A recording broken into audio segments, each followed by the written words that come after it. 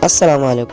Barkanmu da warhaka. Sannu da sake kasancewa da ku a cikin sabon shirin namu. Idan wannan shine zuwanka na farko cikin wannan tasha ta mu, ka danna subscribe kana ka danna kararrawa domin samun sababbin shirye-shiryen mu da zarar mun dora. Saduwar Hamidu da Hajiya Mandu. Ni na kasance ma'aikacin gwamnati ne a wata ma'aikata kuma ogatta mace ce sunanta Hajiya Mandu. Na fuskanta tun sanda aka yi mini transfer office aka kawo ni ofishin Hajiya Hamidu.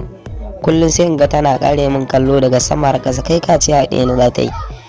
Hajiya Hamidu ta ce yawan tafi mata da profile ɗin nan gida, za ta faɗa mai gadi in na je ya buɗe min ƙofa. Sai da dare yayi kowa ya tashi daga wajen aiki, ni a zatona idan na kai mata profile ɗin sai na wuce gida in huta ni ma kan safiya. Ina zuwa ƙofar gidan Hajiya Hamidu na ga motar ta a faki a ƙofar gidan. Zuciyata ta yi ƙona, daman gidan za ta zo shine ta bani dan ta ban wahala ta ce ta mata da profile ɗin. Haka ne da ke na shiga cikin gidan na ji wani sanyin AC na bugana, ga wani kamshi yana bugata ta ko'ina, ga haske yadda ka san a Makka. Can sai ga wata kyakkyawar yarinya ta zo ta bayana ta ce kai ne Hamidu. Sai na juyo in ke kallon yarinyar idan ka kalle ta wata riga ce yadda ka san jesi a jikinta, duk sun mammatsa jikinta, nonuwanta sun mammeke, ga wani wando duk ya kama duwawunta. Nan da nan na ji hankali na ya bar jikina ya koma gare ta wannan yarinyar. Haka dai yarinyar nan ta ci gaba da ɗauke min hankali na. Sai na ce kwarai kwani ne Hamidu. Sai ta ce daman ta min bayani, ta ce ga kai mata ɗakin sama, biyo ni. Ni kan na bi yarinyar nan muna ta tafiya ina ta kallanta. Sai da muka je ƙofar wani ɗaki kyakkyawa, ga wata babbar ƙofa.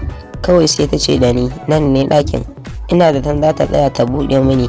Kawai sai na ga ta yi gaba ta banna gurbin a tsaye. Kalli ƙofar nan kaina a kaikaice, yarinyar nan ta tashar min da sha'awa.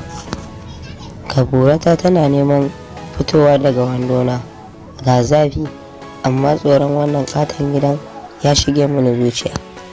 Idan bayan kan kai mutum zai yi ba, me zai yi samu wannan gida haka a duniya?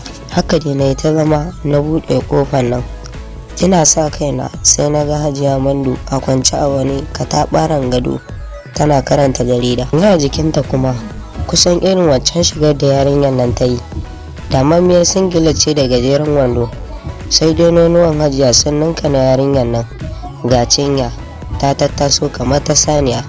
Subhanallahi, na kwallo ihu zan ja baya ko na riski Hajiyar ne bata sani ba, amma kawai sai na ji Hajiyar ta kira ni. Hamidu shigo mana, tun ɗazu nake tsimayenka, me ya tsayar da kai haka? Zuciyata ta buga, na ce ya Allah kada ka sa ajalina yana gidan nan. Na juya na kwallafawa Hajiya Mandu idanu, kallo na dai kan nonuwanta. Matso zau ka ajiye kayan. Haka na taho gefen gadon da fayil din nan a hannuna. Ashe ni ban sani ba tun ɗazu burata ta mege ta tsaya a doron wandona. Ina zuwa gefen gadon nan sai na ji hannayen Hajiya sun kama min burata, na yi tsalle zan gudu, amma na ji hannayen sun rike burata kamkam. Wayyo Allah, subhanallah. Sai kawai nake yi idanuna rufe, ban san mai zan ce ba. Ni dai kawai na tsaya na ji ana kunce min wandona. Sai na ji wani dumi a kan burata, na ce wayyo Allah, na buɗe idanuna sai na ga ashe Hajiya Mandu ce ta sanya bakinta kan burata tana tsotsa. Sama ta ƙarƙarshen Hajiya ke yi kan burata. Na ji wani daɗi sai bugowa yake yi daga gindi. Barkata wayyo Allah, ina aljanna kawai na tsanonuwan Hajiya.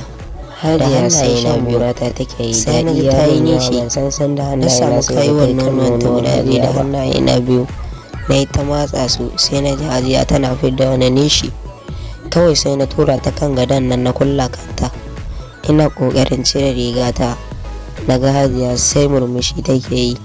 Kafin yau ba mu taɓa wata maganar batsa da ita ba, amma gashi yau burata ta tsaye a kanta. A zuciyata na ce za ku ke ci ubanki, wai yau zan ci matar aure.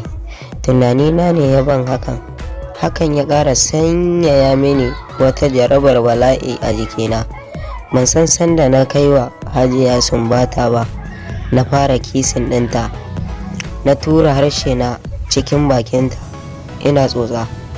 Hannaye na suka shiga ƙarƙashin rigarta na ji fatar manyan nonuwan nan nata, ina matsa nonuwan ina shan bakinta. Ita kwa hajiya hannayenta na kan miƙaƙƙiyar gorata suna wasa da golaye na wayyo daɗi zai kashe ni.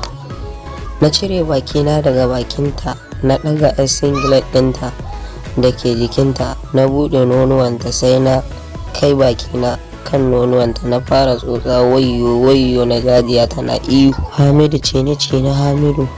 Daɗi sai ƙaruwa yake yi a jikina.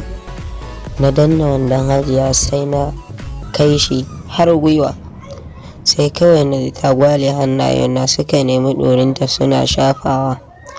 Ita kuwa hajiya na ihu. Hamidu ce na Hamidu. Ta shan nono ban sani ba, ashe ita hajiya Mando sai ta ɗorinta take da gindina. Ina cikin kwance ina fidda ni ji na gindina ya shiga cikin ruwan zafi. Ku biyo mu a kashi na biyu, za mu karanta muku yadda ta ƙare tsakanin Hamidu da hajiya Mando. Duka a nan muke zuwa muku da ƙarshen labarin namu. Idan wannan shine zuwanka na farko cikin wannan tasha tamu, ka danna subscribe kana ka danna ƙararrawa domin samun sababbin shirye-shiryenmu da zarar